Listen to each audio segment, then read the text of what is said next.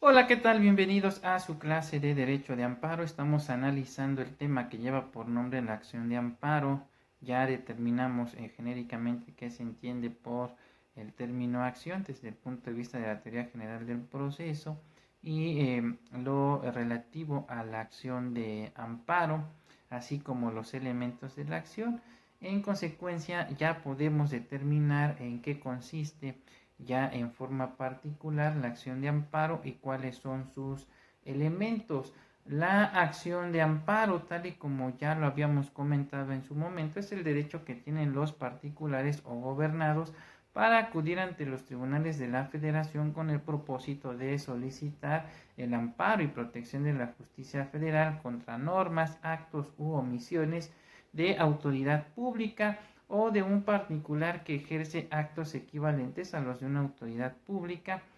sustentados desde luego en una norma de carácter general y que presuntamente violente derechos humanos reconocidos tanto por la Constitución Federal o alguno de los tratados internacionales de la materia de los que México es parte. La acción de amparo, al igual que la acción en otras materias, tiene su fundamento en lo dispuesto por los artículos 8 y 17, además de 113 de la Constitución Federal. Ello en virtud de que encierra un tipo de derecho de petición en general. Asimismo, el artículo 17 de nuestra norma fundamental consagra lo relativo a la garantía de administración de justicia, base de la acción procesal, ya de carácter menos general.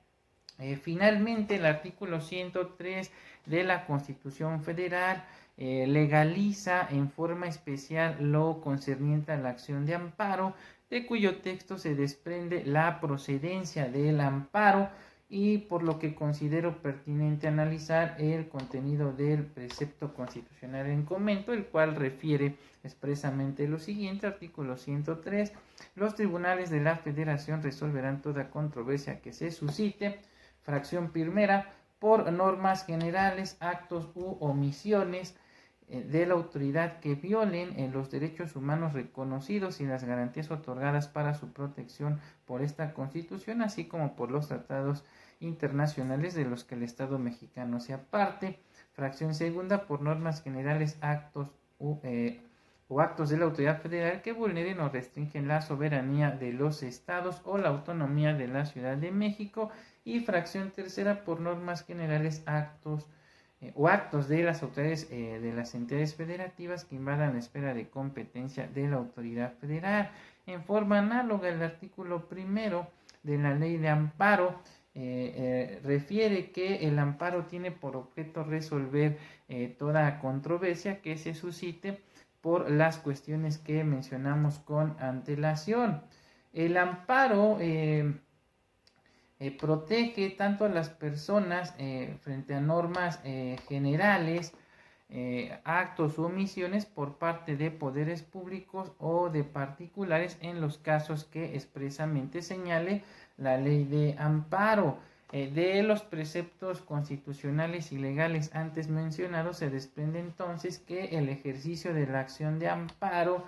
da pauta a que se desarrolle la actividad del control constitucional por parte de los tribunales de la Federación frente a su actividad meramente de dicción del derecho o función judicial ordinaria, a través de la cual se resuelven los juicios federales en materia civil, penal, mercantil, pero ajena a la actividad del control de la constitucionalidad y de la convencionalidad. Pues hay que recordar que el poder judicial de la Federación cuenta con una dualidad de funciones, es decir, puede intervenir en los juicios ordinarios del orden federal, civil, penal, mercantil. Sin embargo, también en base al principio de competencia de los tribunales de la Federación para conocer en forma exclusiva del amparo, pues ellos ejercen el control difuso, concentrado de la constitucionalidad y de la convencionalidad. Por lo tanto, son las únicas autoridades facultadas para declarar la inconstitucionalidad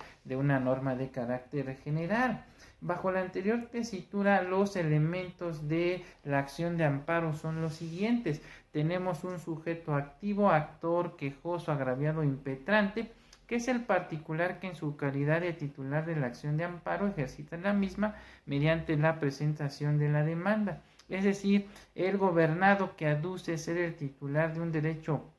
subjetivo, es decir, de un interés jurídico o de un interés legítimo individual o colectivo, siempre que alegue que la norma general, el acto u omisión reclamados violan derechos humanos previstos en la Constitución Federal o en alguno de los tratados internacionales de los que México es parte, y con ello se le produzca una afectación real actual a su esfera jurídica, ya sea de manera directa o en virtud de su especial situación frente al orden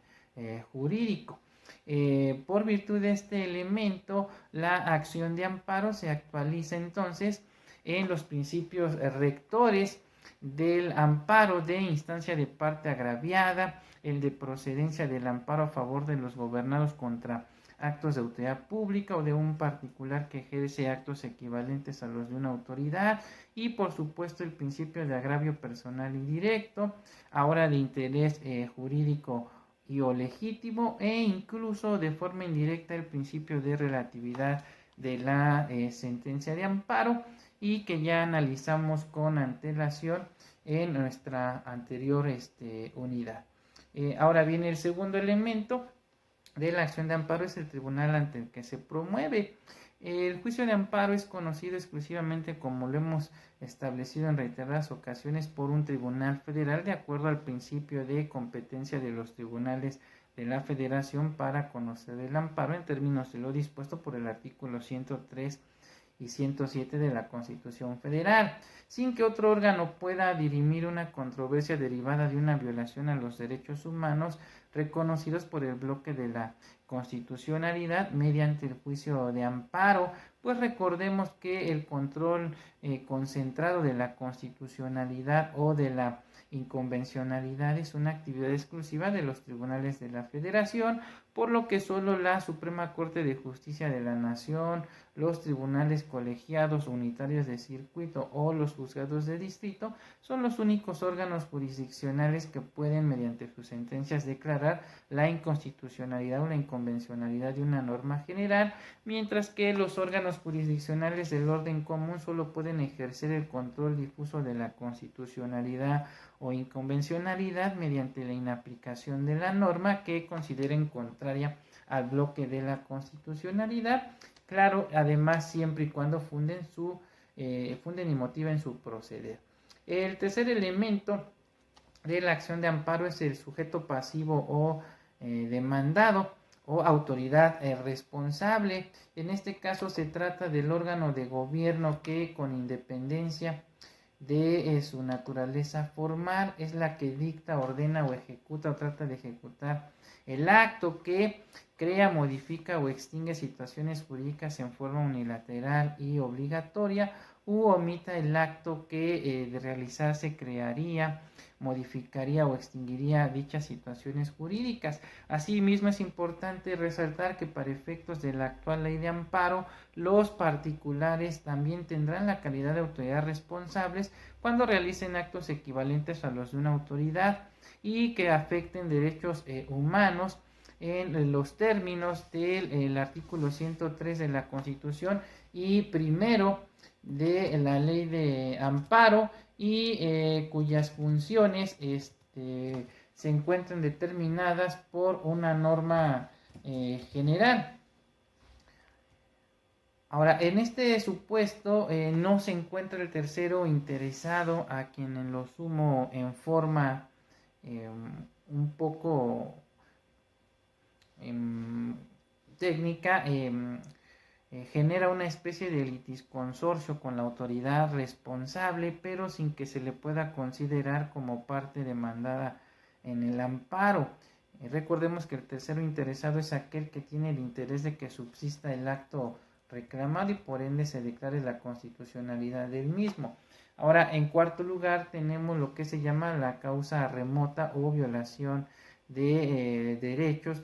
o garantías, donde el quejoso, en su demanda de amparo previa calificación que haga el juzgador del acto reclamado, argumenta la existencia de ciertas violaciones a sus derechos humanos y al juzgador le corresponde el hecho de acordar lo que conforme a derecho proceda. En virtud de la acción de amparo, el quejoso pide que se declare entonces la nulidad del acto de autoridad por violación a alguno de sus derechos humanos reconocidos por el bloque de la constitucionalidad, para que se le restituya en su caso en el goce de estos, y por tanto la causa remota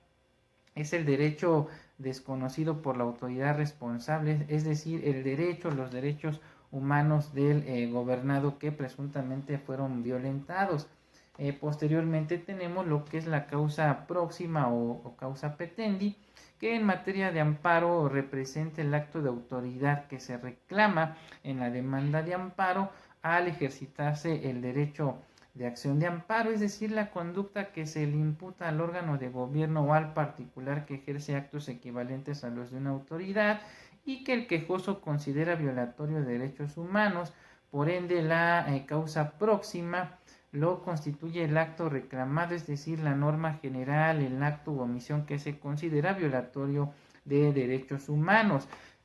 Ahora bien, finalmente, la acción de amparo pues tiene un objeto, y en este caso el gobernado que interpone la demanda de amparo lo hace con la finalidad de que el tribunal ante quien se presenta declare la nulidad del acto reclamado, restituyéndolo en el goce del derecho humano que le fue violentado y regresando las cosas al estado en que se encontraban antes de la violación a tales derechos, con lo que se hará que el texto constitucional se mantenga en vigor, haciendo que quede incolume al destruirse jurídicamente el acto de autoridad que lo contravenga. Por tanto, y de acuerdo a lo que nos precisa Alberto Castillo del Valle, el objeto del amparo es restablecer el Estado de Derecho y hacer que impere el orden constitucional mexicano, significando por ello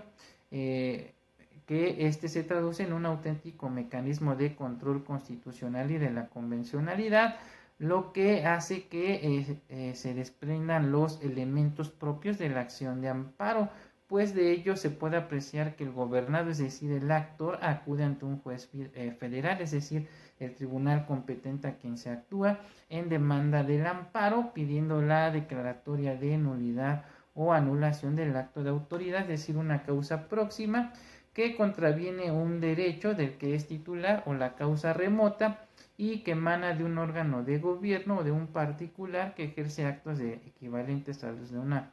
autoridad y que se le conoce como el demandado. En relación al objeto